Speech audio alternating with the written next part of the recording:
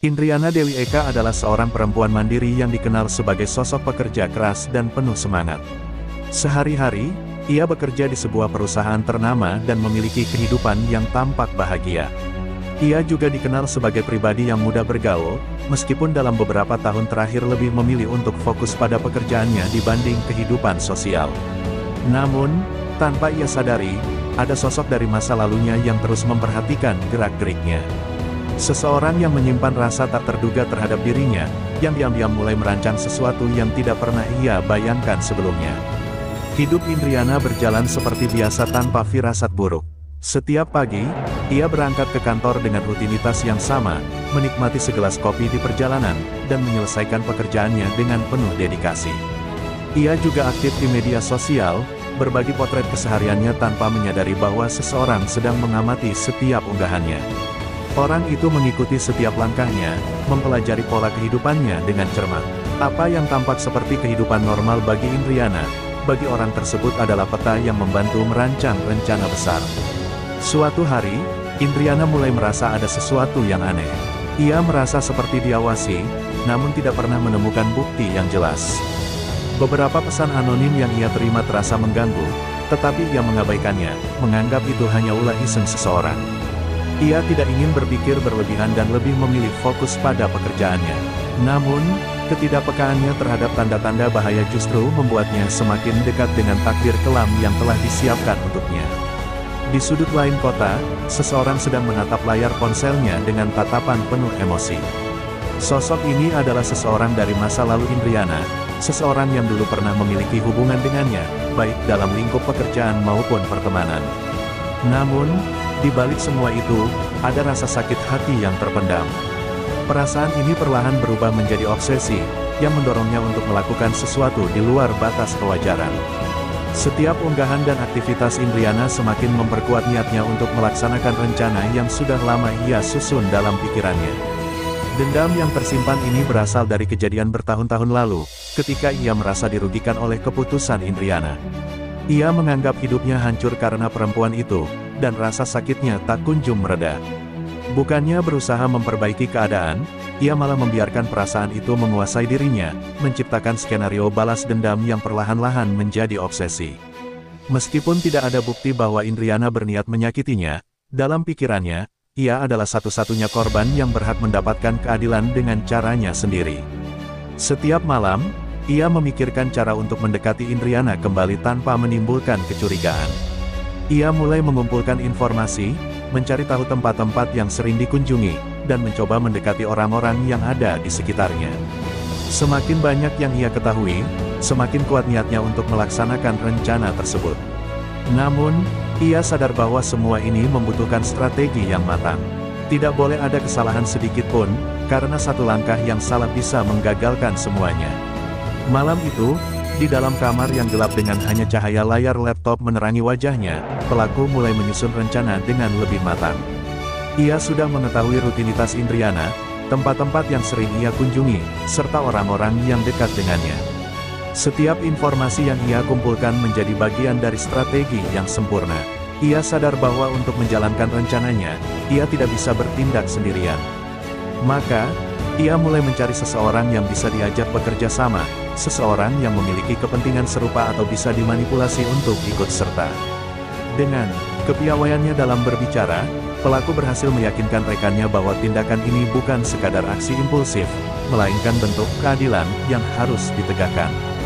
Mereka mulai merancang skenario bagaimana cara mendekati Indriana tanpa membuatnya curiga, bagaimana cara mengisolasinya dari orang-orang terdekat, dan yang paling penting, bagaimana cara menghilangkan jejak setelah semuanya selesai. Mereka mempelajari teknologi, mencari tahu cara menghapus bukti digital, dan bahkan menyiapkan alibi jika suatu saat mereka dicurigai. Hari demi hari, mereka semakin yakin bahwa rencana ini akan berhasil. Mereka menunggu momen yang tepat, ketika Indriana dalam keadaan paling lengah. Mereka tidak terburu-buru, karena kesabaran adalah kunci dalam permainan ini.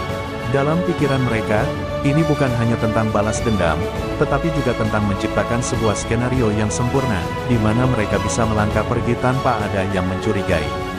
Namun, mereka lupa satu hal, tidak ada kejahatan yang sempurna. Indriana menerima sebuah pesan yang tampaknya berasal dari seorang kenalan lama. Pesan itu mengajak bertemu untuk sebuah pertemuan bisnis yang tampak menarik. Awalnya, ia ragu, tetapi rasa profesionalisme dan keingintahuan membuatnya akhirnya setuju. Pertemuan itu dijadwalkan di sebuah tempat yang cukup jauh dari pusat kota, di sebuah kafe kecil yang baru dibuka dan belum banyak dikenal orang. Ia tidak menyadari bahwa sejak awal, ini adalah bagian dari jebakan yang telah disusun dengan begitu rapi. Saat tiba di lokasi, Indriana merasa ada sesuatu yang aneh. Tempat itu lebih sepi dari yang ia bayangkan, dan orang yang mengajaknya bertemu belum juga datang. Ia mencoba menghubungi nomor yang memberinya undangan, tetapi tidak ada jawaban. Tiba-tiba, seorang pria datang mendekat dan berpura-pura mengenalnya. Indriana merasa canggung, tetapi sebelum ia sempat menyadari apa yang terjadi, seseorang dari belakang membekapnya dengan kain yang telah dibasahi dengan zat yang membuatnya kehilangan kesadaran. Dalam hitungan detik, dunia Indriana menjadi gelap. Para pelaku dengan cepat membawanya ke dalam mobil yang sudah mereka siapkan. Semua dilakukan dengan begitu cepat dan tanpa suara, seolah mereka sudah melatihnya berkali-kali. Mereka memastikan tidak ada saksi mata dan semua bukti keberadaan Indriana di tempat itu akan segera dihapus. Mobil melaju ke lokasi yang lebih sepi, tempat di mana babak baru dari rencana mereka akan dimulai. Dalam kesadaran yang samar, Indriana mulai merasakan dinginnya udara malam. Matanya perlahan terbuka, tetapi pandangannya masih kabur. Ia mencoba menggerakkan tangannya, tetapi tubuhnya terasa lemah, dan ia menyadari bahwa dirinya dalam keadaan terikat. Di sekelilingnya, beberapa sosok berdiri dalam keheningan, wajah mereka tersembunyi di balik kegelapan. Indriana ingin berteriak, tetapi suaranya tertahan oleh rasa takut yang menghantui. Ia tidak tahu apa yang sedang terjadi, tetapi nalurinya mengatakan bahwa ia dalam bahaya besar. Salah satu dari mereka mendekat, berbicara dengan nada dingin, memberitahu Indriana bahwa semua ini terjadi karena kesalahannya sendiri. Kata-kata itu membingungkan dan menyakitkan, karena ia tidak mengerti kesalahan apa yang telah ia perbuat. Ia mencoba bernegosiasi, mencoba mencari cara untuk membebaskan diri, tetapi tak ada belas kasihan dalam tatapan mereka. Segala permohonannya hanya dianggap sebagai kebisingan yang mengganggu. Para pelaku telah memutuskan bahwa malam itu adalah akhir dari perjalanan Indriana. Dalam hitungan menit, semuanya berakhir. Keheningan malam menjadi saksi dari peristiwa tragis yang baru saja terjadi. Para pelaku berdiri sejenak, memastikan bahwa tidak ada yang tersisa yang bisa menjadi petunjuk. Setelah itu, mereka bergerak cepat, membawa pergi tubuh yang kini telah tak bernyawa. Mereka harus menyelesaikan bagian terakhir dari rencana mereka, menghilangkan jejak, seakan-akan Indriana tidak pernah ada di tempat itu. Para pelaku bekerja dengan cepat dan terorganisir. Mereka tahu bahwa semakin lama mereka berada di lokasi kejadian, semakin besar risiko tertangkap. Dengan hati-hati, mereka membungkus tubuh Indriana dengan kain tebal dan memasukkannya ke dalam bagasi mobil yang telah dipersiapkan. Tidak ada percakapan panjang di antara mereka, hanya kode-kode singkat untuk memastikan bahwa semua berjalan sesuai rencana. Mereka telah memilih lokasi pembuangan yang jauh dari pemukiman, tempat di mana kemungkinan ditemukan sangat kecil. Perjalanan menuju tempat pembuangan dilakukan dengan penuh kewaspadaan. Mereka menghindari jalan utama dan memilih jalur alternatif yang lebih sepi. Sepanjang perjalanan, mereka berulang kali memastikan bahwa tidak ada yang mengikuti atau memperhatikan mereka. Sementara itu, salah satu dari mereka bertugas membersihkan barang-barang yang mungkin mengandung jejak DNA atau sidik jari.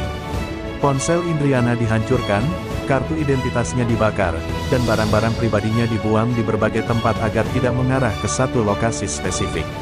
Setibanya di lokasi yang mereka anggap aman, mereka menurunkan tubuh Indriana dengan hati-hati. Malam masih gelap, hanya suara angin yang menemani.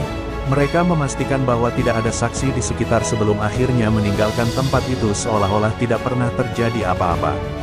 Dengan kepercayaan diri yang tinggi, mereka berpikir bahwa kejahatan ini telah dirancang dengan sempurna.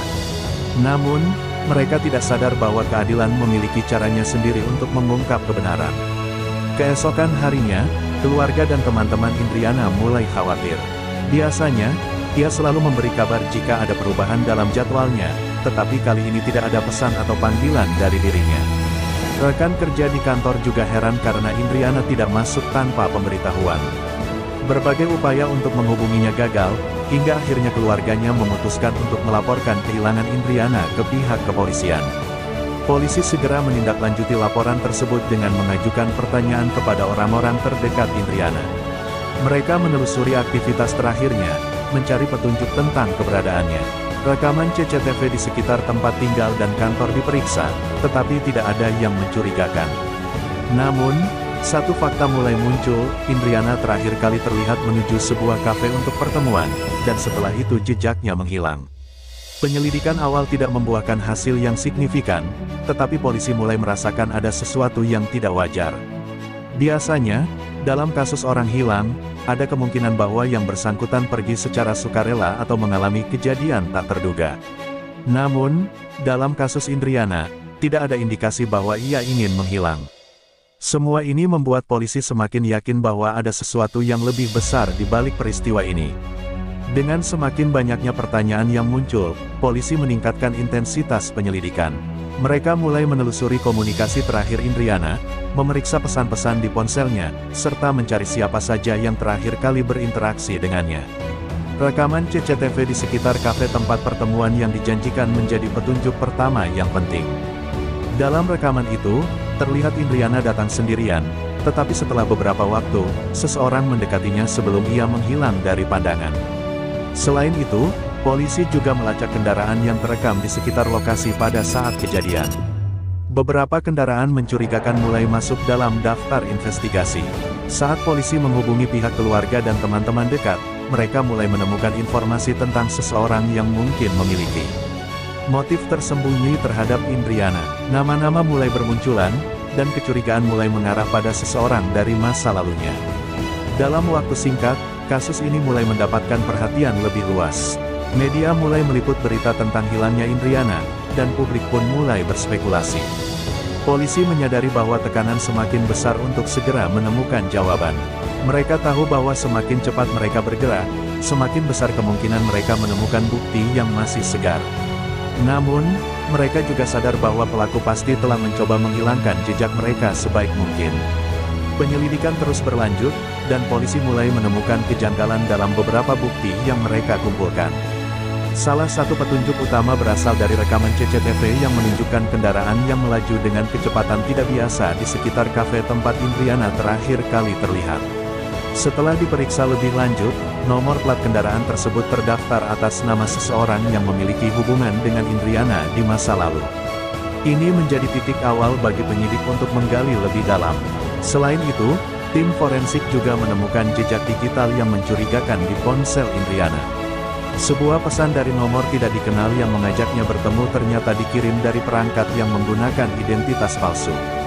Namun, dengan teknik pelacakan khusus, polisi berhasil menelusuri sumber pesan tersebut dan menemukan keterkaitannya dengan salah satu tersangka. Bukti semakin kuat bahwa ini bukan sekadar kasus orang hilang biasa, melainkan sebuah rencana yang telah dipersiapkan dengan matang. Saat polisi mulai menggali alibi orang-orang yang dicurigai, mereka menemukan beberapa ketidaksesuaian dalam pernyataan mereka. Beberapa tersangka memberikan informasi yang saling bertentangan, dan ada yang tampak gugup saat diinterogasi. Kombinasi dari rekaman CCTV, bukti digital, dan keterangan saksi mulai mengarah pada satu kesimpulan, Indriana tidak hilang secara alami, tetapi menjadi korban dari kejahatan yang telah direncanakan dengan cermat. Dalam pencarian yang semakin intens, polisi akhirnya menemukan titik terang yang mengejutkan. Setelah menyisir daerah yang dicurigai sebagai tempat pembuangan, mereka menemukan sesuatu yang tertutup oleh ranting dan dedaunan, sisa-sisa barang yang diduga milik Indriana. Di dekatnya, mereka juga menemukan jejak yang mengarah pada sesuatu yang lebih mengerikan. Polisi segera mengevakuasi lokasi dan mengamankan semua bukti yang ditemukan. Dengan menggunakan anjing pelacak dan tim forensik, mereka akhirnya menemukan tubuh Indriana di lokasi yang terpencil. Keadaan tubuhnya memberikan indikasi bahwa ini bukan sekadar kecelakaan, melainkan hasil dari tindakan yang disengaja. Penemuan ini mengguncang keluarga Indriana dan masyarakat luas, yang sebelumnya masih berharap bahwa ia ditemukan dalam keadaan hidup. Kini, penyelidikan berubah dari kasus orang hilang menjadi kasus kejahatan berat yang harus segera dipecahkan. Polisi bergerak cepat, memastikan semua bukti di lokasi kejadian dikumpulkan dengan teliti. Sidik jari, jejak ban, dan sisa barang yang ditemukan akan menjadi kunci untuk mengungkap siapa pelaku sebenarnya. Mereka tahu bahwa para tersangka mungkin berpikir mereka sudah menghilangkan semua jejak, tetapi kenyataan berkata lain. Kebenaran mulai terbuka, dan keadilan untuk Indriana semakin dekat. Dengan bukti yang semakin kuat, polisi mulai mempersempit daftar tersangka. Nama-nama yang sebelumnya hanya dicurigai kini menjadi fokus utama penyelidikan. Salah satu tersangka utama, yang sebelumnya mengaku tidak tahu apa-apa, mulai menunjukkan perubahan sikap. Ia menjadi lebih gelisah dan tampak takut saat diinterogasi ulang.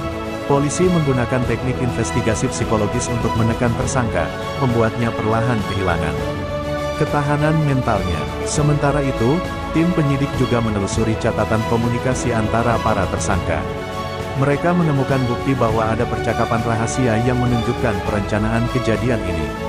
Beberapa di antara mereka bahkan sempat mencari informasi tentang cara menghapus jejak digital dan menghindari deteksi polisi. Semua ini semakin menguatkan dugaan bahwa kejahatan ini dilakukan secara terorganisir, bukan sekadar tindakan spontan. Dalam waktu singkat, polisi mengeluarkan surat perintah penangkapan. Satu persatu, para tersangka mulai diamankan untuk menjalani proses hukum. Beberapa dari mereka mencoba memberikan alibi, tetapi bukti yang ada terlalu kuat untuk disangkal. Kebenaran akhirnya mulai terbuka lebar, dan tidak ada lagi tempat bagi mereka untuk bersembunyi.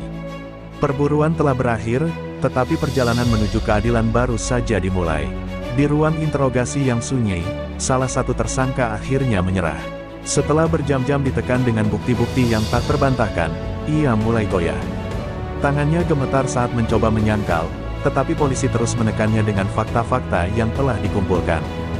Hingga akhirnya, dengan suara lemah, ia mengaku, "Saya tidak punya pilihan, saya hanya mengikuti rencana," ucapnya dengan nada putus asa.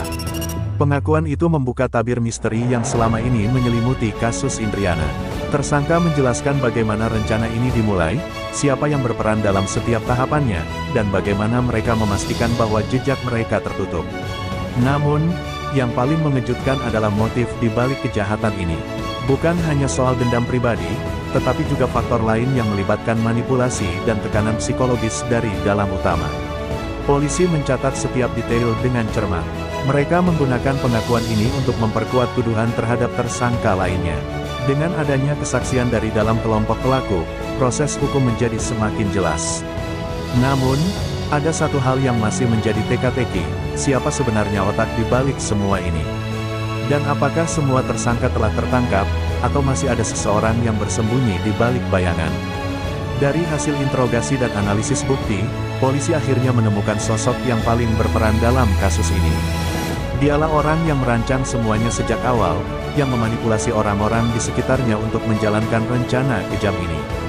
Sosok ini dikenal sebagai seseorang yang cerdas, namun di balik wajah ramahnya, tersembunyi kebencian mendalam terhadap Indriana.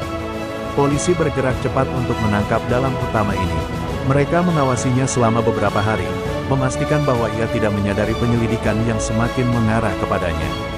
Hingga akhirnya, dalam sebuah operasi yang dilakukan dengan hati-hati, polisi menangkapnya di tempat persembunyiannya. Saat dibawa ke kantor polisi, ekspresinya tetap tenang, seolah-olah ia masih percaya bahwa dirinya tidak akan tersentuh hukum. Namun, saat dihadapkan dengan bukti-bukti yang telah dikumpulkan, kepercayaan dirinya mulai runtuh. Ia mencoba berbohong, tetapi setiap kebohongan yang diucapkan dengan cepat dipatahkan oleh penyidik. Setelah berjam-jam diinterogasi, akhirnya ia terdiam. Tak ada lagi cara untuk mengelak. Ia tahu bahwa permainannya telah berakhir. Kasus ini menarik perhatian publik, dan persidangan pertama menjadi sorotan media. Ruang sidang dipenuhi oleh keluarga korban, jurnalis, serta masyarakat yang ingin melihat keadilan ditegakkan. Para tersangka duduk di kursi terdakwa, wajah mereka penuh ketegangan. Jaksa penuntut mulai membacakan dakwaan, merinci setiap perbuatan yang telah mereka lakukan dan bukti yang menguatkan tuduhan tersebut. Keluarga Indriana yang hadir di ruang sidang tak kuasa menahan emosi. Mereka melihat langsung orang-orang yang telah merenggut nyawa anak dan saudara mereka. Kesedihan bercampur dengan kemarahan, tetapi mereka tetap menahan diri, percaya bahwa hukum akan memberikan keadilan. Sementara itu, para pengacara tersangka berusaha mencari celah untuk meringankan hukuman klien mereka, tetapi bukti yang dimiliki jaksa terlalu kuat untuk dibantah. Sidang berjalan panjang dan penuh dengan perdebatan. Jaksa menghadirkan saksi-saksi, termasuk penyidik dan ahli forensik, yang menjelaskan bagaimana kejahatan ini direncanakan dan dieksekusi. Setiap detail yang diungkap semakin memperjelas bahwa ini bukan sekadar tindakan impulsif, melainkan sebuah konspirasi yang telah dipikirkan dengan matang. Dalam sidang lanjutan, jaksa menghadirkan bukti kunci yang semakin memperkuat tuduhan terhadap para pelaku. Salah satunya adalah rekaman CCTV yang menunjukkan pergerakan kendaraan yang digunakan untuk menculik Indriana. Selain itu, ada juga rekaman percakapan yang berhasil dipulihkan dari salah satu ponsel tersangka, yang mengungkapkan bagaimana mereka merencanakan kejahatan ini.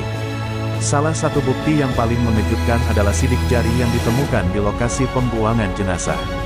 Meskipun para tersangka mengira mereka telah membersihkan semua jejak, ada satu bagian kecil yang mereka lewatkan, bekas tangan di salah satu benda yang tertinggal. Ini menjadi bukti tak terbantahkan yang menghubungkan mereka langsung ke tempat kejadian.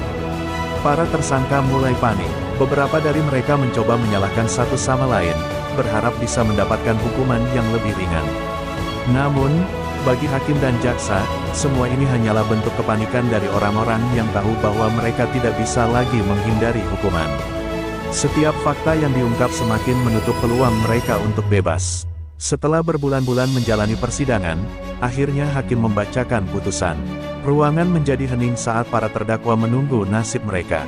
Hakim menjelaskan bahwa berdasarkan bukti-bukti yang telah diajukan, tidak ada keraguan bahwa mereka bersalah atas pembunuhan berencana terhadap Indriana Dewi Eka. Satu persatu, hukuman dijatuhkan. Beberapa dari mereka mendapat hukuman penjara seumur hidup, sementara yang lain dijatuhi hukuman puluhan tahun. Dalam utama kasus ini menerima hukuman paling berat, sebagai bentuk keadilan atas kejahatan yang telah ia rancang dan eksekusi. Tidak ada jalan keluar bagi mereka, hukum telah berbicara. Tangis keluarga korban pecah di ruang sidang. Meski keadilan telah ditegakkan, kehilangan Indriana tetap menjadi luka yang tidak bisa hilang. Namun, setidaknya mereka kini bisa mendapatkan ketenangan, mengetahui bahwa orang-orang yang bertanggung jawab atas kematian Indriana telah mendapatkan hukuman yang setimpal. Kasus ini meninggalkan luka mendalam, tidak hanya bagi keluarga korban, tetapi juga bagi masyarakat luas. Banyak yang mulai lebih berhati-hati dalam berinteraksi dengan orang-orang di sekitar mereka. Media terus membahas bagaimana kasus ini menunjukkan sisi gelap dari dendam dan obsesi yang tak terkendali. Beberapa organisasi mulai mengampanyekan pentingnya keamanan bagi perempuan, serta meningkatkan kesadaran akan tanda-tanda bahaya dalam lingkungan sosial. Kasus Indriana menjadi pelajaran bagi banyak orang bahwa kejahatan bisa terjadi di mana saja dan oleh siapa saja, bahkan oleh orang yang pernah dikenal dekat. Di sisi lain, keluarga Indriana mencoba melanjutkan hidup mereka. Meskipun kehilangan ini tidak bisa digantikan, mereka berusaha mengenang Indriana dengan cara yang positif, membangun yayasan yang membantu perempuan dalam situasi berbahaya. Dari tragedi ini, mereka ingin menciptakan perubahan yang bisa mencegah hal serupa terjadi di masa depan. Setelah sidang berakhir, kehidupan keluarga Indriana perlahan kembali berjalan meski dengan luka yang tak akan pernah hilang. Mereka memutuskan untuk mendirikan sebuah yayasan yang berfokus pada perlindungan dan pemberdayaan perempuan, khususnya mereka yang mengalami ancaman atau kekerasan. Yayasan ini diberi nama sesuai dengan Indriana, sebagai bentuk penghormatan dan pengingat bahwa kisahnya tidak akan dilupakan begitu saja. Dalam waktu singkat, yayasan tersebut mendapatkan perhatian luas dari masyarakat. Banyak orang yang terdorong untuk terlibat, baik sebagai relawan maupun donatur. Keluarga Indriana tidak ingin ada orang lain yang mengalami nasib serupa, dan mereka berharap bahwa apa yang mereka lakukan bisa menjadi warisan positif dari tragedi yang telah terjadi. Dari kejadian pahit ini, mereka mencoba menciptakan perubahan nyata bagi orang-orang yang membutuhkan perlindungan. Di sisi lain, kepolisian juga mulai meningkatkan sistem keamanan dan perlindungan terhadap kasus serupa. Mereka bekerja sama dengan berbagai pihak untuk memastikan bahwa kasus kekerasan dapat dicegah sejak dini. Teknologi baru mulai diterapkan untuk memantau aktivitas yang mencurigakan, dan masyarakat semakin sadar akan pentingnya melapor jika melihat sesuatu yang tidak beres. Kasus Indriana bukan hanya tentang mencari keadilan, tetapi juga menjadi titik awal bagi perubahan yang lebih besar. Kisah Indriana menjadi pembelajaran besar bagi banyak orang. Ia bukan hanya sekadar korban, tetapi juga simbol dari perjuangan untuk keadilan dan perubahan.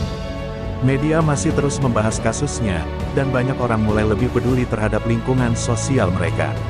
Diskusi tentang keamanan perempuan semakin sering muncul, baik di media sosial maupun dalam kehidupan sehari-hari. Sementara itu, para tersangka yang telah dijatuhi hukuman mulai menjalani masa tahanan mereka. Beberapa dari mereka menunjukkan penyesalan, sementara yang lain tetap diam, menerima takdir yang telah mereka ciptakan sendiri. Kehidupan mereka yang dulu bebas kini berubah total, terkurung dalam tembok penjara sebagai konsekuensi atas perbuatan mereka. Kejahatan yang mereka pikir sempurna ternyata tidak bisa mengalahkan keadilan yang terus mengejar.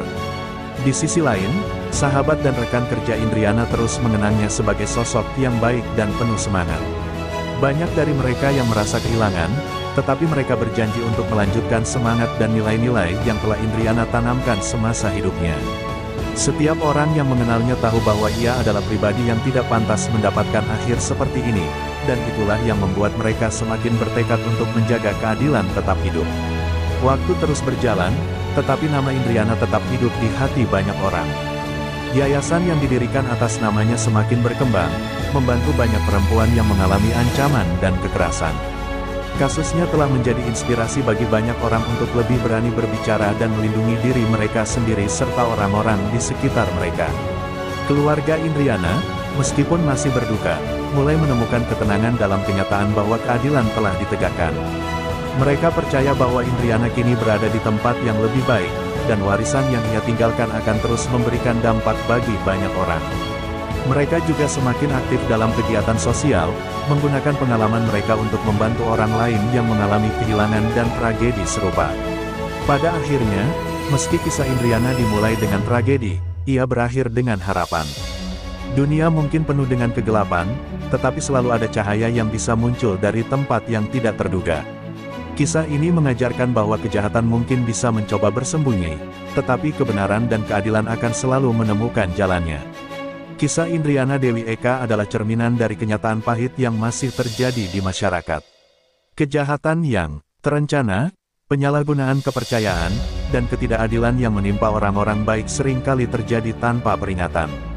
Namun, satu hal yang pasti, kejahatan tidak pernah bisa benar-benar tersembunyi. Kebenaran akan selalu menemukan jalannya, dan keadilan akan tetap ditegakkan meski butuh waktu. Dari tragedi ini, kita belajar bahwa setiap tindakan memiliki konsekuensinya. Tidak ada kejahatan yang sempurna, dan setiap perbuatan akan menuai hasilnya, baik atau buruk. Indriana mungkin telah pergi, tetapi namanya tetap hidup dalam hati banyak orang. Dari kehilangan ini, lahir sebuah gerakan yang lebih besar untuk melindungi mereka yang rentan dan meningkatkan kesadaran akan bahaya yang ada di sekitar kita. Kasus ini juga menunjukkan pentingnya peran masyarakat dalam mencegah kejahatan. Dengan lebih peduli, lebih peka, dan lebih cepat bertindak, kita bisa mencegah tragedi serupa terjadi lagi. Indriana tidak hanya menjadi korban, tetapi juga simbol perjuangan untuk keadilan dan perubahan. Namanya akan selalu diingat, bukan karena bagaimana ia pergi, tetapi karena bagaimana ia menginspirasi perubahan yang lebih baik. Keadilan akan selalu menang. Tidak peduli seberapa cermat sebuah kejahatan direncanakan, kebenaran akan selalu muncul. Cepat atau lambat, keadilan akan mengejar mereka yang berbuat salah. Oleh karena itu, jangan pernah takut untuk memperjuangkan kebenaran. Pentingnya kewaspadaan, dunia tidak selalu aman, dan terkadang ancaman datang dari orang-orang yang kita kenal. Belajarlah untuk lebih peka terhadap lingkungan sekitar, waspada terhadap tanda-tanda bahaya, dan jangan ragu untuk meminta bantuan jika merasa terancam. Berani bersikap dan bertindak. Jika melihat sesuatu yang mencurigakan atau mengetahui seseorang dalam bahaya, jangan diam. Laporkan ke pihak berwenang atau beri dukungan kepada mereka yang membutuhkan. Sikap peduli kita bisa menyelamatkan nyawa. Warisan kebaikan tidak akan hilang. Meskipun seseorang telah tiada, kebaikan yang mereka tinggalkan akan terus menginspirasi orang lain. Jadilah seseorang yang meninggalkan jejak positif di dunia, karena itu akan lebih abadi dibandingkan hidup yang hanya dihabiskan tanpa makna. Hukum dan masyarakat harus bersinergi. Penegakan hukum saja tidak cukup tanpa dukungan masyarakat. Dengan bekerja sama, melaporkan kejahatan, dan mendukung korban, kita bisa menciptakan lingkungan yang lebih aman bagi semua orang. Kisah ini bukan hanya tentang Indriana, tetapi juga tentang kita semua. Sebuah pengingat bahwa di tengah gelapnya dunia, selalu ada harapan. Dan harapan itu datang dari keberanian untuk mencari keadilan, kepedulian terhadap sesama,